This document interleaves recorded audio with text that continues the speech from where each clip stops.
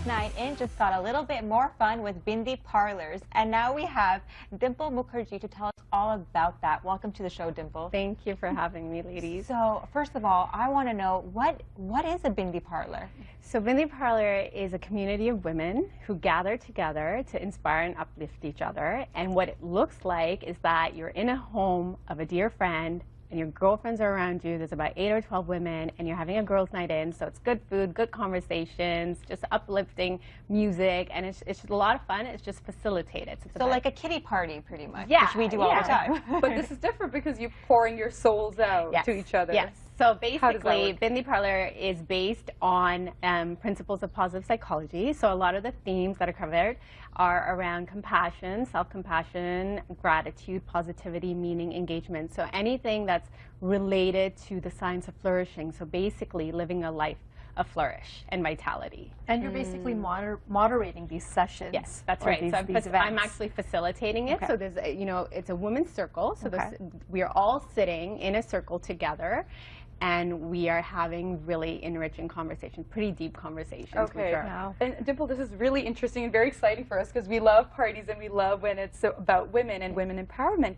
But tell us, why is this so important, especially for South Asian women? So what I came across when I was going through my own personal experiences is that I came across a couple of researchers that said that South Asian women are struggling with Eastern and Western values, and they're trying to meet both the needs. And in the process, they're really losing themselves, and they don't have time for self-care. So actually intentionally coming together is allowing them permission to speak their truth and to be themselves in a safe environment. So that's why it's so important. And how did you come up with this name?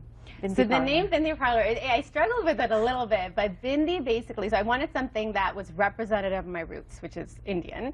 So Bindi has a very beautiful meaning. It's beyond the red dot or a married woman. Anyone can wear a bindi, and what it does, where it's placed on the third eye chakra.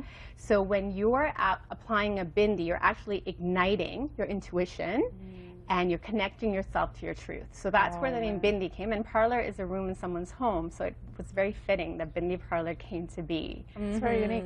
And the best thing about this is that when women come together, it is more of an empowerment circle for everyone.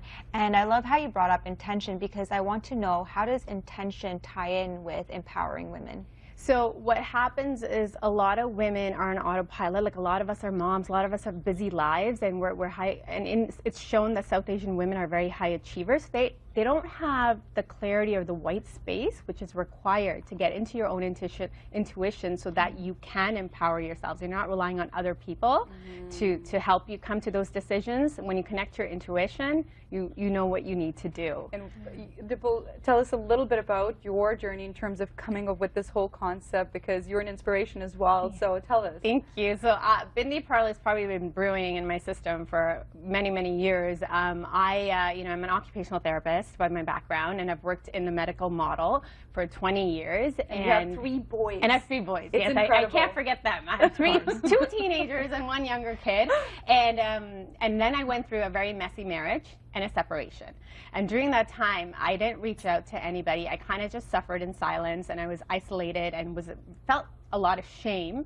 And it wasn't until I stepped into a circle of women and very supportive women that I was able to open up and release, and I blossomed from there. So I basically took adversity and turned it on its head, and that's what happened. That's fantastic.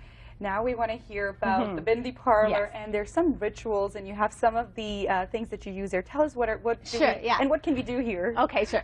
So we'll do a little fun thing, but basically I just want to say, so Bindi Parlor is based on a model of Women's Circle, and Women's Circle is a very ancient practice. So in a women's circle, women gather together. They've been doing it since the start of time, where they gather together and they have rituals and ceremonies, and basically it's around a particular intention. So when I do Bindi Parlor, we usually start off with some form of grounding, so like a 2-minute meditation, and then I explain to them why it's important to have a women's circle, and then we do the Bindi application. So each of us will apply a Bindi to each other, so that we are helping each other ignite our truths. And I start off with, what I try to do in Bindi Parlor is evoke all your senses. So it's important that you're engaged fully and immersed in that experience.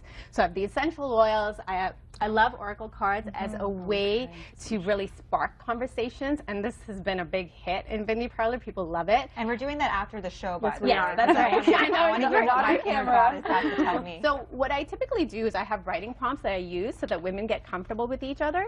And there's some prompts in here. So I'm going to put you guys in the hot seat. Okay. So the tables are turned. So, and you can pass this around and pick up a slip. And there's usually a question or a prompt in there for you to complete.